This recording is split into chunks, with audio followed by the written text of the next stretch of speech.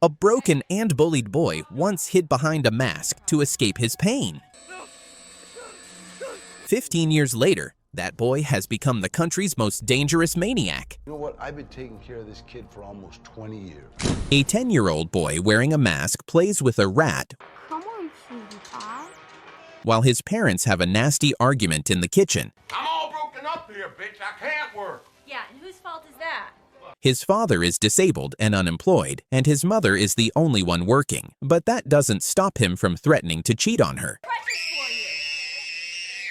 Michael's baby sister starts crying from all the yelling, while his older sister, already used to the family's constant fights, mouths off to their mother, Deborah. Don't you give me that look! The rat game ends with Michael washing blood off his hands and knife. His stepfather lunges at him, threatening to break his nose.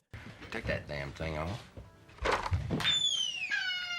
I hate you! And I hate you too. Later, a school bully blocks Michael's way in the restroom and makes filthy jokes about his mother and sister. Shut up. What the fuck did you say, faggot? Mikey's upset. The two boys fight, and when the principal steps in to break it up, What did you say, son?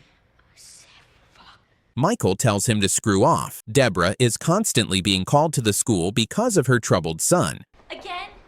Jesus, what is it with you in this goddamn school? Child psychiatrist Dr. Loomis is also brought in to evaluate Michael. He asks whether Michael has experienced any major trauma in his life.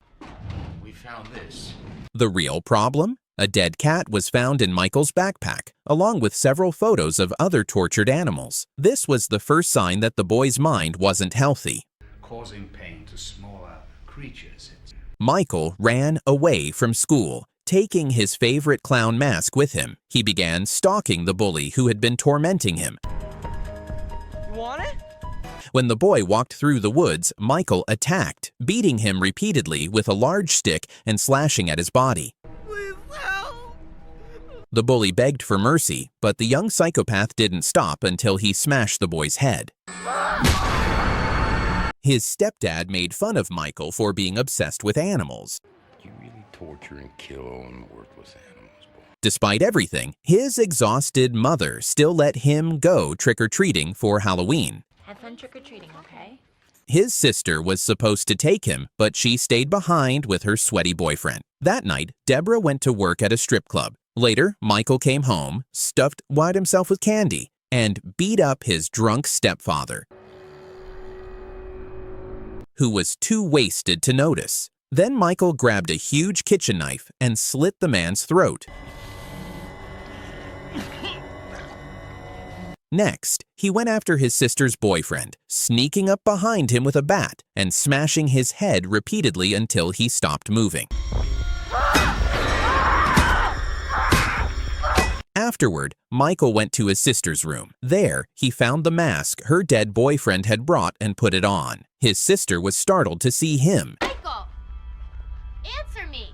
What the fuck, Michael? And he immediately stabbed her in the stomach. Bleeding and terrified, she tried to crawl away, but Michael caught up to her and finished the job.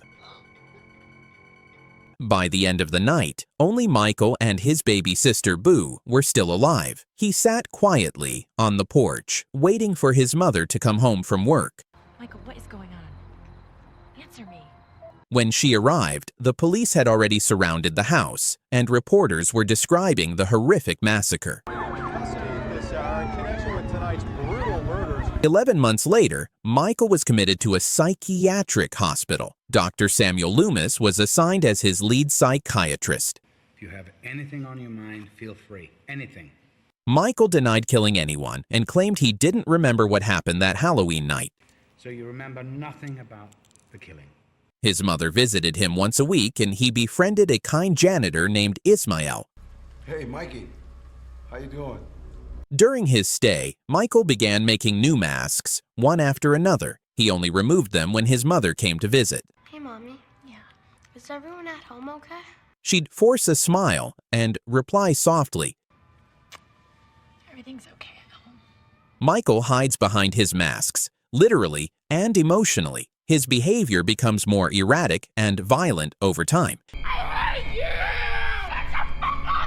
He insists he hasn't done anything wrong, and repeatedly says he wants to go home. I just want to go home. Dr. Loomis convinces the hospital staff to let Michael spend some time outside, hoping it might help. But even then, Michael refuses to take off his mask, not even in front of his mother. Eventually, he stops speaking to both her and Dr. Loomis altogether. I found it. I thought you might like to hang it up in your room. I thought you'd like it. Before leaving, his mother gives him a photograph of him and his baby sister. Later, a nurse sits beside Michael. Cute baby. And, without asking, takes the photo to look at it. Without warning, Michael grabs a fork and stabs her in the throat multiple times. What happened? What happened then? Hey! Killing her instantly. That's how he added another name to his growing list of victims. Deborah breaks down, sobbing as she watches old home videos of her son, back when he seemed like a perfectly normal, happy child. Overcome with despair, she takes a gun and shoots herself in the head. 15 years pass. Ismael, the kindly janitor, is just 3 months away from retirement. During that time, he's tasked with training a new employee. You know what? I retired in about 3 months. And you're still gonna be here for a long time. Now open the door. Together, they enter Michael's cell. The walls and ceiling of Michael's room are completely covered with hundreds of homemade masks. God damn, I wouldn't want to bum the freak out. And Ismael warns the rookie not to touch them. You know what? Never mind. Just shut up, man. But the new guy is a loudmouthed thug who mocks Michael and hurls insults at him. You got feelings for this big idiot? Is that what it is? What? Ever since the nurse's murder, Michael hasn't spoken a single word. After all these years, even Dr. Loomis admits there's nothing more he can do for his longtime patient. I've done all I possibly can for you.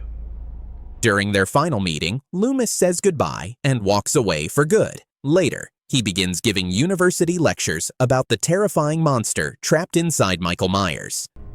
These eyes do not see what you and I see. That night, Ismael's new trainee sneaks his cousin into the hospital. The two decide to have some fun by tormenting the silent patient. What else is under there? No. Oh, yeah! They drag a young woman into Michael's cell and assault her, laughing the whole time. Hey, Mikey. We brought you a little company. Yeah, Michael doesn't react until one of them touches his masks. Then everything changes. Michael snaps, strangling the cousin first, then bashing the other man's head repeatedly against the wall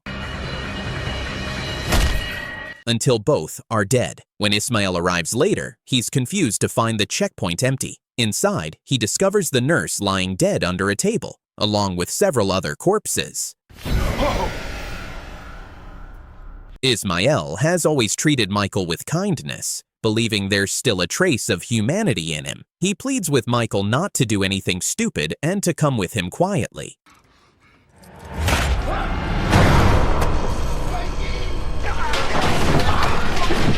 But the psychopath doesn't care about loyalty or friendship. Michael savagely beats Ismael, then shoves his head into a sink full of water, drowning him. To make sure he's dead, Michael smashes a television over his head. That same night, Dr. Loomis gets the devastating news about the escape and the murders. Meanwhile, a burly trucker nicknamed Grizzly stops at a gas station to use the restroom. Suddenly, someone in dirty slippers knocks on the stall door. The trucker yells at him to back off, then pulls a knife, ready to defend himself. Let me introduce myself. But before he can strike, Michael bursts in and attacks, slamming Grizzly against the wall again and again. Finally, Michael takes the knife and drives it deep into the man's stomach. Now armed and dressed in the trucker's clothes, Michael is ready to move on. It's October 31st, Halloween. Laurie Strode chats with her parents before heading to school. Dad, okay, understand. In the evenings, she babysits a young boy named Tommy for their neighbors. Tommy, I'm your babysitter. Meanwhile, Michael returns to his childhood home. Inside, he finds a kitchen knife and the old mask he wore the night he committed his first massacre. For some reason, Laurie showed up there too, and Tommy wasn't happy about it. Boogeyman lives in there.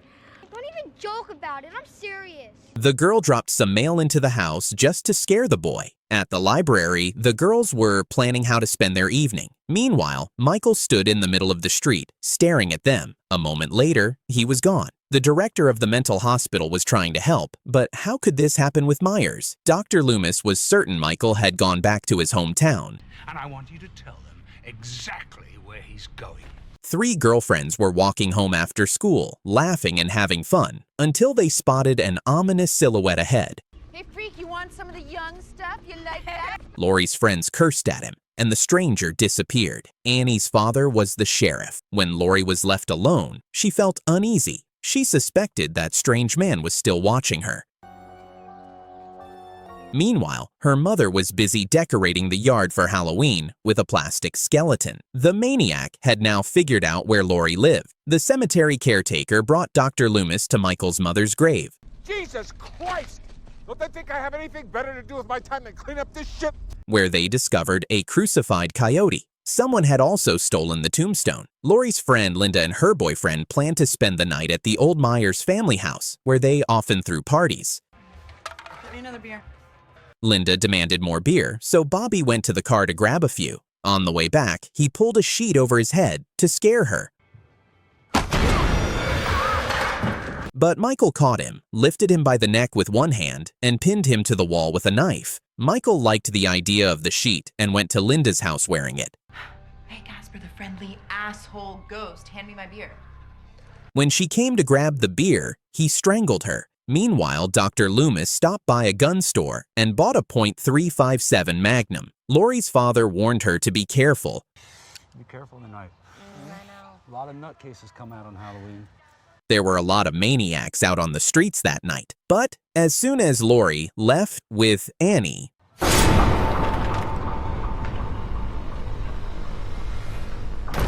her father became Michael Myers' next victim. Next up was Laurie's mother. After stabbing her and kicking her around the room, the killer broke her neck.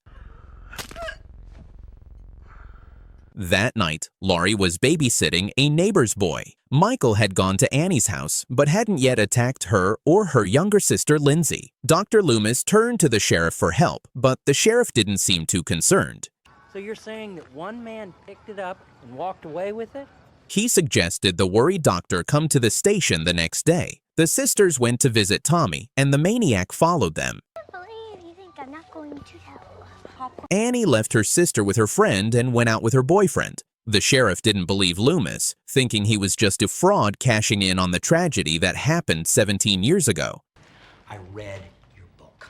But Loomis insisted the maniac had returned for his sister. The sheriff called Laurie's foster parents, but no one answered. Realizing the situation was serious, he finally decided to take action. Meanwhile, Michael murdered Annie and her boyfriend.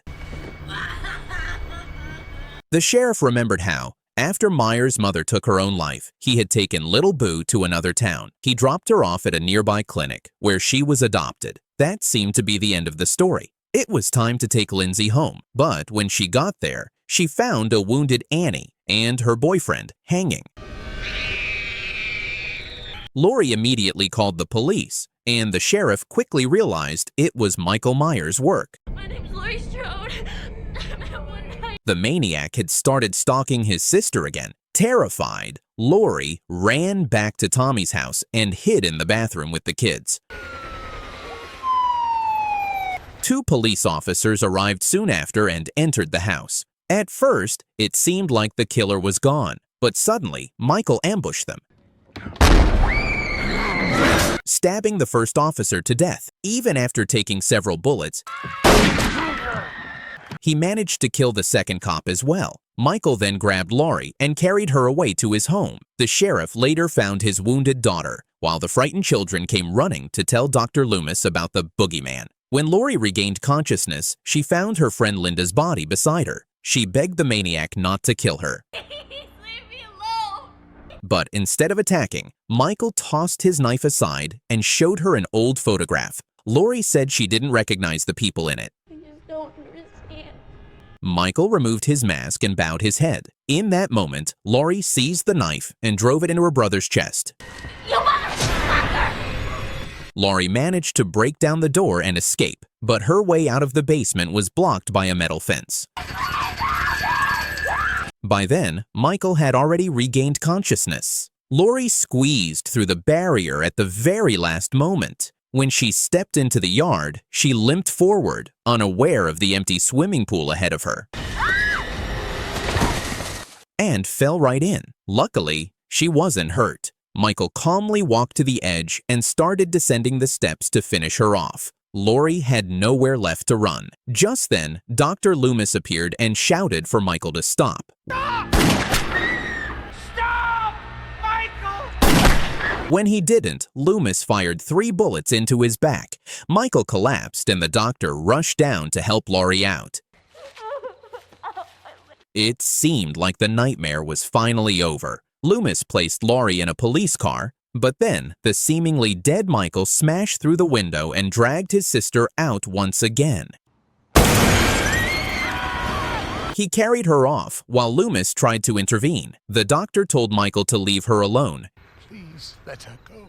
insisting it was his fault, not hers. Michael obeyed, but only to grab Loomis by the head and crush it with his bare hands. After killing his old friend, Michael set out once more to find Laurie, who was now hiding somewhere inside the house.